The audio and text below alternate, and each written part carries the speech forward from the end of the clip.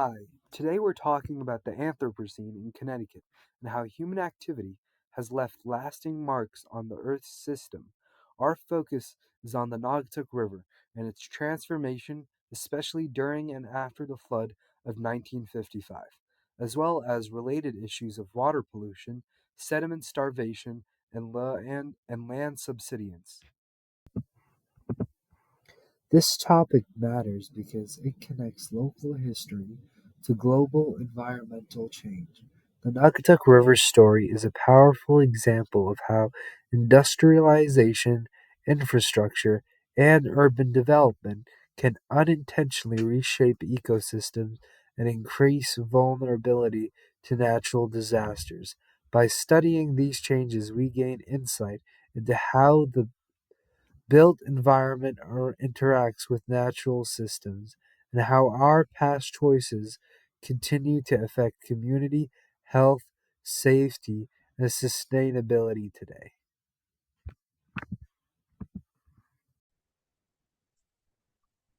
The first topic we're going to discuss is the river alliteration and the 1955 flood of Naugatuck.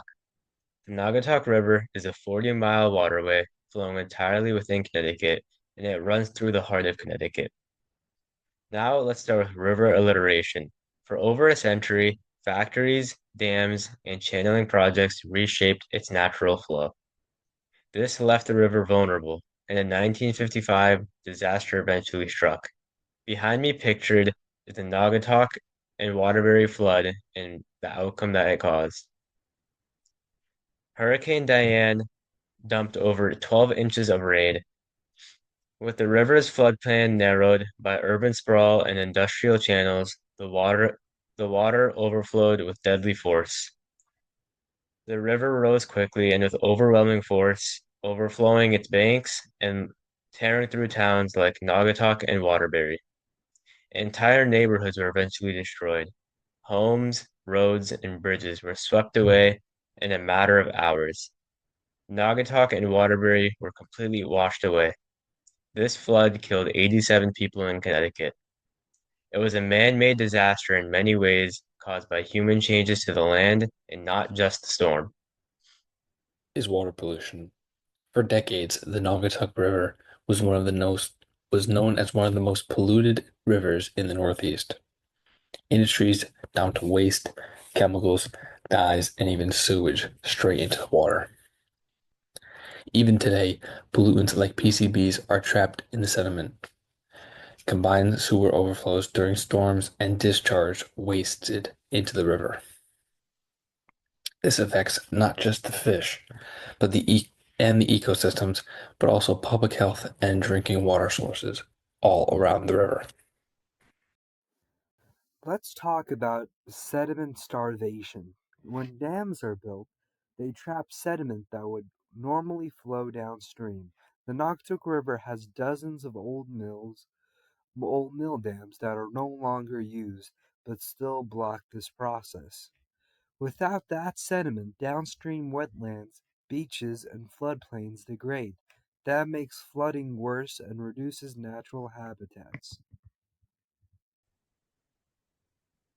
Lastly, we need to talk about land subsidence and urbanization. Finally, land subsidence is a growing concern. When we overuse groundwater or cover land with concrete, we prevent natural drainage and soil recharge. This causes the ground to slowly sink or collapse, which can lead to structural damage to buildings, roads, and pipelines. Over time, this makes it harder and more expensive to keep infrastructure safe.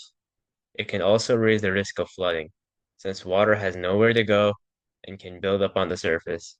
In places where this happens a lot, the land may sink several inches or even feet, making the area less stable and more dangerous during heavy storms or rainfall.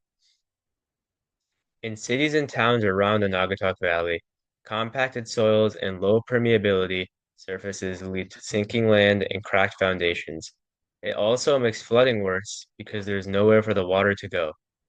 Without enough water getting back into the soil, the land becomes weaker and more likely to shift or collapse. The Naugatuck River tells the story of how human decisions shape the earth but can also sometimes backfire. By studying the Anthropocene, we can learn how to undo some of that damage and protect our environment for the future. Thanks for watching, and remember, signs of Anthropocene are everywhere. We just have to know where to find them. Floods of 1955 and how they impacted towns along the Naugatuck River.